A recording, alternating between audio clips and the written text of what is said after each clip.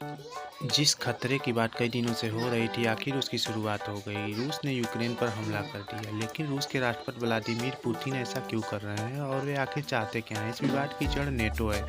NATO 30 देशों के एक डिफेंस अलायंस है।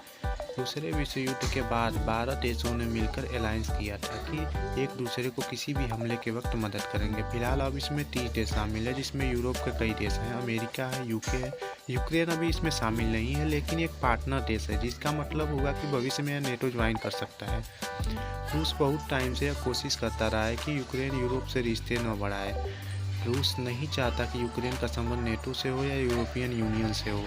पुतिन को वेस्ट और यूक्रेन दोनों से यह गारंटी चाहिए कि यूक्रेन नेटो नहीं ज्वाइन करेगा, साथ ही अपनी मिलिट्री हटाए और एक न्यूट्रल स्टेट बन जाए। उनकी एक और मांग है कि नेटो रूस की सीमा पर अपने हथियार न लगाए और 1997 के बाद जिन देशों ने भी नेटो ज्वाइन किया है उनसे सेना, मिलिट्री इंफ्रास्ट्रक्चर वापस ले ले।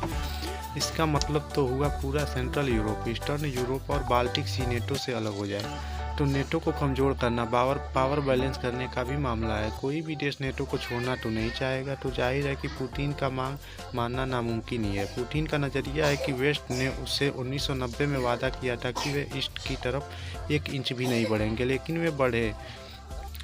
लेकिन ये वादा तो सोवियत संघ के टूटने से पहले किया गया था और तब के प्रेसिडेंट मिखाइल गोर्बाचोव से किया गया था, और वो भी ईस्ट जर्मनी के कॉन्टेस्ट में। बाद के सालों में मिखाइल गोर्बाचोव ने खुद भी कहा था कि नेटो के विस्तार के बारे में तो कुछ डिस्कस ही नहीं हुआ था। एक बात ये भी है कि रूस यूक्रेन को अपना ही मानता है। उसके हिसाब से यूक्रेन को बनाया ही रूस ने है। 1994 में रूस ने एक समझौता साइन किया था कि वो यूक्रेन को एक इंडिपेंडेंट और सोवरन देश मानेगा, और पिछले साल ही पुतिन ने कहा रूस और यूक्रेन तो एक ही देश हैं। यूक्रेन तो वेस्ट की कठपुतली है और वो वैसे भी कभी प्रॉपर देश नहीं था। 1991 में जब सोवियत संघ टूटा तो रूस, यूक्रेन और बाकी 13 देशें बनी।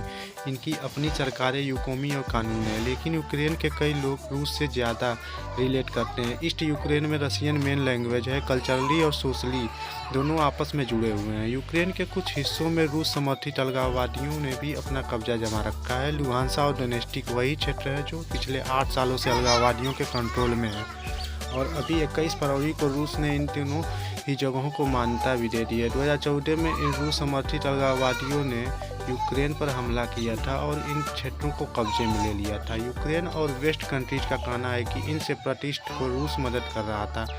रूस तो इस बात से इनकार करता रहा है। उसी वक्त रूस ने भी यूक्रेन के क्रीमिया पर कब्जा कर लिया। 2015 में युद्ध रुका, समझौता हुआ, लेकिन फिर भी टेंशन खत्म नहीं हुई।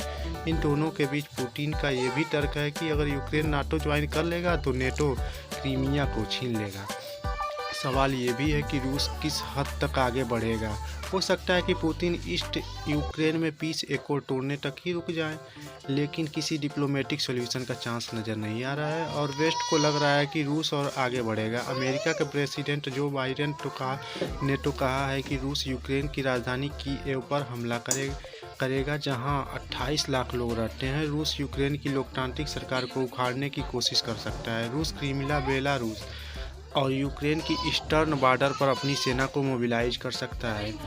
पुतिन 2 और चीज़ें कर सकते हैं। एक तो यूक्रेन में नो फ्लाई जोन बनाकर या यूक्रेन के एयरपोर्ट को ब्लॉक करके बेलारूस में न्यूक्लियर वेपन भी भेज सकते हैं। साइबर अटैक भी करने की आशंका है। जनवरी में यूक्रेन की सरकारी वेबसाइट डाउन हो गई थी, और फरवरी में 2 सबसे बड़े बैंकों पर काफ़ी इफेक्ट पड़ा था। यूक्रेन ने भी पिछले कई सालों में अपनी सैन्य ताकत बढ़ाई है और अपने सभी सैनिकों को मोर्चे पर वापस बुला लिया है।